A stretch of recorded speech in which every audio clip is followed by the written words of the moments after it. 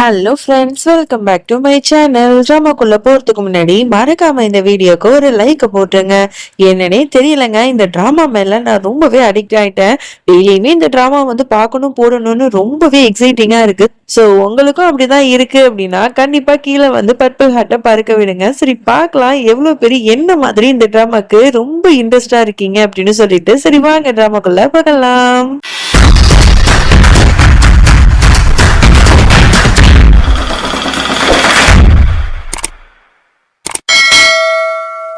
Starting சீன்ல நம்மளோட சீமாவை தான் காட்டுறாங்க. அவ காலையில எந்திரிச்சதும் அவளோட புருஷனுக்காக பெட் காஃபி தான் எடுத்துட்டு போயிட்டு இருக்கா. உடனே புருஷங்கார நல்லா படுத்து தூங்கிட்டு இருக்கான். உடனே சீமா எழுப்பி விட்டதும் எந்திரிச்சிடறா. உடனே தன்னோட பொண்டாட்டி காலிலேயே அப்படியே மங்களகரமா காஃபி எல்லாம் போட்டு கொடுத்தா யாருக்குங்க பிடிக்காது. அப்படியே நம்மளோட ஹீரோ அவளை பார்த்து அப்படியே மயங்க ஆரம்பிச்சிடுறான். ரொம்ப சூப்பரா இருக்கு காஃபி அப்படின்னு சொல்லிட்டு பாராட்டிட்டு இருக்கான். அதுக்கப்புறம் யாரோ கதவு தட்டுற சத்தம் கேக்குது. உடனே சீமா கதவு திறக்கிறதுக்காக போறா.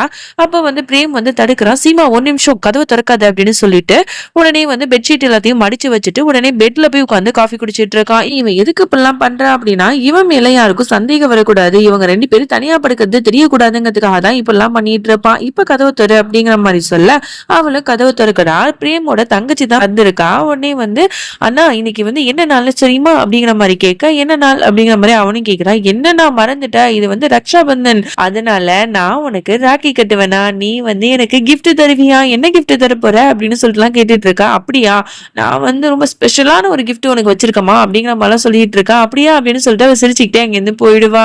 இங்க அப்படியே கீழே தன்னோட அண்ணனுக்கு ராக்கி எல்லாம் கட்டி விட்டுட்டு அவன் சூப்பரான கிஃப்ட் எல்லாம் அவளுக்கு கொடுக்குறான். அதெல்லாம் வாங்கிட்டு ரொம்ப சந்தோஷப்பட்டுட்டு இருக்கா. எல்லாரும் ரொம்ப ஹாப்பியா இருக்காங்க. இங்க அப்படியே சீமா வீட்டுலதான் காட்டுறாங்க. அத்தைக்காரி அப்படியே யோசிச்சுட்டு இருக்கா. இன்னைக்கு ரக்ஷாபந்தன் ஆச்சு, நம்மளோட தம்பிக்கு ராக்கி கட்டணும், ஆனா அவன் ஒத்துக்க மாட்டானே, அவன் தான் என் மேல கோவமா இருக்கானே அப்படிங்கிற மாதிரிலாம் யோசிச்சுட்டு உடனே அவர்கிட்ட பேச போக உடனே அவர் திட்டுறாரு. என்கிட்ட ஒண்ணு நீ பேசாத, எல்லா விஷயத்தையும் தெரிஞ்சுதானே என்கிட்ட மறைச்ச அப்படிங்கிற மாதிரிலாம் சொல்றேன். இந்த பாரு தம்பி, மன்னிச்சிருப்பா, நான் ஏதோ தெரியாம பண்ணிட்டேன், இன்னைக்கு ரக்ஷாபந்தன், அதனால நான் உனக்கு ராக்கி கட்டணும்ல, இதெல்லாம் நம்மளோட சாஸ்திர சம்பிரதாயம்பா அப்படிங்கிற மாதிரிலாம் சொல்ல அப்ப அவரு ஒரு விஷயத்த கேக்குறாரு. இந்த மாதிரி சீமாட்ட நீ பேசவே கூடாது, அப்படி நீ பேசாம இருந்தா தான் நான் இந்த ராக்கியை கட்டிப்பேன் அப்படிங்கிற மாதிரி ஒரு கண்டிஷன் வச்சுதான் அவரு ராக்கி கட்டிக்கிறாரு. அவளும் ப்ராமிஸ் பண்ணி கொடுத்துடுறா. அப்படியே சீமா ரோஹிணியோட தம்பி ரொம்ப பிடிவாத பிடிச்சிட்டு இருப்பான். இந்த மாதிரி அக்காங்களை நான் பார்க்க போறேன் அப்படின்னு சொல்லிட்டு, அதனால அம்மாக்காரங்க வேற வழி இல்லாம சீமாவோட புகுந்த வீட்டுக்கு தான் அழைச்சிட்டு போறாங்க. உடனே தன்னோட தம்பிய பார்த்து சீமா ரோஹிணிக்கு ரொம்பவே சந்தோஷமா இருக்கு. அம்மாவை கட்டி பிடிச்சிட்டு ரெண்டு பிள்ளைங்களும் அழ ஆரம்பிக்கிறாங்க.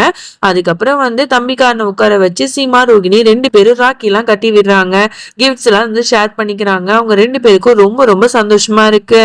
அதுக்கப்புறம் அம்மாக்காரங்களை ரூமுக்கு கூட்டிட்டு போயிட்டு பேசிட்டு இருக்காங்க. சீமா கேக்குறா, அம்மா அப்பா என் மேல கோவம் அவருக்கு குறைஞ்சிச்சா இல்லையாம்மா அப்படிங்கிற மாதிரிலாம் கேட்க, இல்லம்மா அவர் இன்னமும் கோவமா தான் இருக்காரு, நீ ஒன்னும் கவலைப்படாத, கொஞ்சம் நாள்ல மாறுவாரு, நீ பொறுமையா இருமா அப்படிங்கிற மாதிரிலாம் சொல்லிட்டு இருக்காங்க. அப்ப அன்னிக்காரி வாங்க சாப்பிட வாங்க அப்படிங்கிற மாதிரி அழைச்சிட்டு போயிடுறாங்க. இங்க சீமாவும் ரோகிணியும் புலம்பிட்டு இருக்காளுங்க. இப்ப என்னதான் பண்றதுன்னு எனக்கு ஒண்ணுமே புரியலையே, அப்பாவை எப்படிதான் சமாதானப்படுத்துறது அப்படின்னு சொல்லிட்டு ரொம்ப வருத்தமா பேசிட்டு இருக்காங்க. அதுக்கப்புறம் சீமாவோட அம்மாவும் நான் போறேம்மா அப்படின்னு சொல்லிட்டு அவங்களும் வீட்டுக்கு கிளம்பிடுறாங்க. அவங்களை அனுப்பி வச்ச கையுமா இங்க பிரேமும் சீமாவும் ஹனிமூனுக்கு கிளம்ப ஆரம்பிச்சிடுறாங்க. எல்லாத்தையும் பாய் சொல்லிட்டு அவங்க போறாங்க. அப்ப கார்ல சீமா எழுதின லெட்டர் இருக்கு. அதை ஒரு ஃபைல்ல வச்சு இந்தாங்க சார் அப்படின்னு சொல்லிட்டு டிரைவர் பிரேம்கிட்ட கொடுக்க, உடனே அந்த ஃபைல மாமனார் வாங்கி வச்சுக்கிறாரு. இந்த பாருப்பா, எப்ப பார்த்தாலும் வேலை வேலை நிக்கிற, அங்கேயும் போயிட்டு வேலை பார்த்தா என்ன பண்றது, அதனால நான் பாத்துக்கிறேன், நீ போயிட்டு வா அப்படின்னு சொல்லிட்டு அந்த ஃபைலை அவரு வாங்கி வச்சுட்டு அனுப்பி வச்சிடுறாங்க. உடனே இவங்க ரெண்டு பேரும் ரொம்ப சந்தோஷமா ஒரு ஹோட்டலுக்கும் போயிடுறாங்க. அங்க ரூம் புக் பண்ணிட்டு இருக்கும்போது ஒருத்தவன் ஒரு வயசானவன் மாதிரி இருக்கான். அவன் நம்ம சீமாவை குறுக்குறுன்னு பாத்துட்டு இருக்கான். உடனே அவகிட்ட பேச ஆரம்பிக்கிறான். மேம், ஆட்டோகிராஃப் போடுங்க மேம் அப்படின்னு சொல்லிட்டு. உடனே பிரேமுக்கு ஒண்ணுமே புரியல. என்ன சொல்றீங்க, நீங்க மாத்தி யாரோ நினைச்சிட்டு வந்துட்டீங்க போல அப்படிங்கிற மாதிரி அவன் சொல்ல, இல்லையே இவங்கள எனக்கு நல்லாவே தெரியுமே, டிவில டான்ஸ் எல்லாம் ஆடி இருக்காங்க, ரொம்ப கியூட்டா இருப்பாங்களே, நீங்க டான்ஸ் ஆடினீங்கல்ல, ஐயோ அத வந்து என் கண்ணிலே நிக்குதுங்க, செம்மையா ஆடினீங்க அப்படின்னு சொல்லிட்டு ரொம்ப வந்து மோசமா பேசிட்டு இருக்கான். அவன் கண்ணு முன்னாடியே அவனோட பொண்டாட்டிய வர்ணிச்சு பேசிட்டு இருக்கான். இது எந்த புருஷன் தான் தாங்கியிருப்பான். அவனுக்கு செம்மையா கோவம் வருது. உடனே அந்த ஆளு சொல்றான், இந்தாங்க பிளாங்க் செக், இந்த மாதிரி நான் சினிமா எடுக்க போறேன், ஒரு ஆல்பம் சாங் இருக்கு, அதுல இந்த பொண்ணு தான் வந்து டான்ஸ் ஆடணும் அப்படிங்கிற மாதிரிலாம் பேசுறான். இதெல்லாம் கேட்டோன்னே அப்படியே பிரேமுக்கு அப்படியே தலைகால் புரியாத கோவம் வருது. கண்ணா பின்னான்னு அவன் ஆளை வந்து அப்படியே திட்டி விடுறான். யோ உனக்கு என்ன அவ்வளவு கோவம் வருது, அந்த பொண்ணு வந்து இந்த மாதிரி டான்ஸ் சான்ஸ் வந்து சினிமால கிடைக்கணுங்கிறதுனால தானே பப்ளிக்ல வந்து டான்ஸ் பண்ணா, அப்படி இருக்கும்போது நீ ஓவரா துள்ற அப்படிங்கிற மாதிரி அவனும் வாய்க்கு வந்து அப்படி பேசுறான். இங்க பிரேமுக்கு செம்மையா கோவம் வருது. அப்படி கோவமா வந்து ரூமுக்கு வந்து போயிட்டு இருக்கான். இப்ப சீமா வந்து என்னங்க அப்படின்னு சொல்லிட்டு அப்படி பின்னாடியே போறா.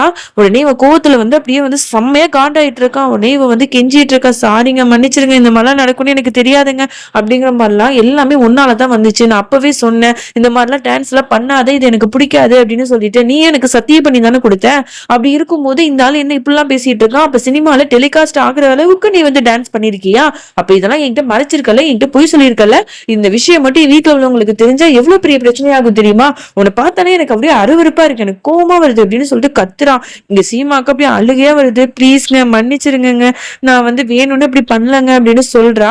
என்னடி வேணும்னு பண்ணல, இது வந்து உனக்கு சின்ன விஷயமா தெரியுதா, என்னோட வீட்டுக்கு மட்டும் இந்த விஷயம் தெரிஞ்சிச்சுன்னு வையன், உன்னை கழுத்தை பிடிச்சி வெளில தள்ளிடுவாங்க, சி இதுக்கப்புறம் ஒரு நிமிஷம் உன் கூட இந்த ரூம்ல எல்லாம் நான் இருக்கவே மாட்டேன், இப்பவே ஊருக்கு கிளம்பலாம் அப்படின்னு சொல்லிட்டு அவன் பாட்டு போயிடுறான். இங்க சீமாக்கு ரொம்ப கஷ்டமா இருக்கு. அப்படி தனியா கீழே உட்காந்து அப்படியே கதறி கதறி அழுகுறா. கடவுளே ஏன் வந்து எனக்கு இவ்வளவு சிக்கலான ஒரு சுச்சுவேஷனை வந்து கொடுத்தேன், எனக்கு ரொம்ப கஷ்டமா இருக்கு அப்படின்னு சொல்லிட்டு ரொம்ப வருத்தப்பட்டு அழுதுட்டு இருக்கா.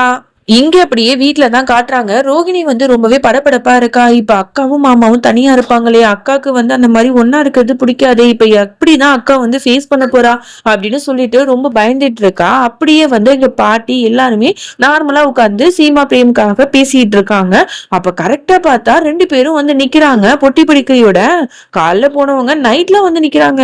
இதெல்லாம் பார்த்தவங்களுக்கு பயங்கரமா ஷாக்கா இருக்கு. என்னடா அது போன வேகத்துக்கு திரும்பி வந்துட்டாங்களே, என்னப்பாச்சு ஏதாச்சு அப்படின்னு சொல்லிட்டு பிரேம் கிட்ட வந்து கேள்வி கேட்டுக்கிட்டே இருக்காங்க. ஆனா அவன் எதுவுமே சொல்லாம அப்படி மௌனமா இருக்கான். உடனே பாட்டி வந்து என்ன பிரேம் என்னாச்சு, ஏதாவது பிரச்சனையா அப்படின்னு கேட்க, இல்ல பாட்டி அதெல்லாம் ஒண்ணும் இல்ல, இங்க சீமாக்கு வந்து கொஞ்சம் உடம்பு சரியில்லை, அது மட்டும் இல்லாம எனக்கு முக்கியமான ஒர்க் இருக்கு, அதனாலதான் நான் வந்துட்டேன் அப்படின்னு சொல்லிட்டு அவன் பாட்டு மாடிக்கு போயிடுறான். இங்க வந்து சீமாட்டையும் வந்து மாமியாக்காரங்க பேசுறாங்க, நீ எதுவும் நினைச்சுக்காதமா, அவன் இந்த மாதிரிலாம் பண்ணுவான்னு எனக்கு தெரியல, என்னமோ தெரியல, உங்க ரெண்டு பேருக்கும் வந்து டைம் ஸ்பெண்ட் பண்ணவே முடியல அப்படிங்கிற மாதிரி அவங்க பேசிட்டு இருக்காங்க. அதுக்கப்புறம் பிரேம் போன வேகத்துக்கு இங்க ஆபீஸ்க்கு போற மாதிரி அப்படியே டிப்டாப்பா ரெடி ஆயிட்டு வந்துட்டு இருக்கான். எங்கடா போறேன்னு கேட்டா, இந்த மாதிரி எனக்கு மீட்டிங் இருக்கு நான் போறேன்னு சொல்லிட்டு போயிடுறான். இதெல்லாம் பாக்குற ஃபேமிலி மெம்பர்ஸுக்கே இவன் மேல செம்மையா காண்டாவுது. இவன் வேணுக்குன்னு சீமாவை அவாய்ட் பண்றாங்கிற மாதிரியே வந்து நினைச்சிட்டு இருக்காங்க. அப்புறம் வந்து ரூமுக்கு போனதுக்கு அப்புறமா ரோகிணி வந்து என்னாச்சுக்கா அப்படிங்கிற மாதிரி கேட்கும் போது சீமா வந்து நடந்த எல்லா விஷயத்தையும் சொல்லிட்டு இருக்கா. இதெல்லாம் கேட்ட ரோகிணிக்கு பயங்கரமா ஷாக் ஆகுது. என்னக்கா சொல்ற, இந்த மாதிரிலாம் நடந்துச்சா, நீ டான்ஸ் பண்ணதுக்காக உங்ககிட்ட இப்படி எல்லாம் நடந்துக்கிட்டாங்களா, கண்டிப்பா மாமா கோவப்பட்டிருப்பார்ல, உன் மேல வெறுப்பு காட்டினாராக்கா அப்படிங்கிற மாதிரி கேட்க, ஆமா அவர் கண்ணுல இந்த அளவுக்கு நான் வெறுப்பை பார்த்ததே இல்லை, இது வரைக்கும் அவரோட கண்ணுல நான் காதல தான் பார்த்திருக்கேன், ஆனா இன்னைக்கு அவ்வளவு வெறுப்பா இருந்தது, எனக்கு என்ன சொல்றதுனே தெரியல, இதுக்கே அவர் இவ்வளவு கோவப்படுறாரே, அவர் எனக்கு தாலி கட்டல உனக்கு தான் தாலி கட்டினாருங்கிற உண்மை தெரிஞ்சிச்சுன்னா நம்ம நிலைமை என்ன ஆகும் அப்படின்னு சொல்லிட்டுலாம் ரொம்ப வருத்தப்பட்டு பேசிட்டு இருக்காங்க. அதோட சீமாக்கு சுத்தமா தூக்கமே வரல. பிரேம் வர வரைக்கும் அவனுக்காக சமைச்சு வச்சுட்டு வெயிட் பண்ணிட்டு இருக்கா. பிரேமும் வந்துடுறான். இந்த பாருங்க உங்களுக்காக நான் சமைச்சு வச்சிருக்கேன், நீங்க கண்டிப்பா சாப்பிட்டு இருக்க மாட்டீங்க, வாங்க சாப்பிடு அப்படிங்கிற மாதிரி கூப்பிடுறா. உன் கையால எது கொடுத்தாலும் எனக்கு விஷத்தை சாப்பிடுற மாதிரி தான் இருக்கும் அப்படின்னு சொல்லிட்டு போயிடுறான். உடனே இவளுக்கு ரொம்ப கஷ்டமா இருக்கு, இவன் என்ன இப்படி பண்றாங்கிற மாதிரியே பார்த்துட்டு இருக்கா. அதோட இந்த பாட்டை நம்ம முடிச்சுக்கலாம். இதுக்கப்புறம் என்ன நடந்துச்சுன்னு சொல்லிட்டு நம்ம நாளைக்கு பார்க்கலாம். அது வரைக்கும் என்னோட காத்திருங்கள். பாய்.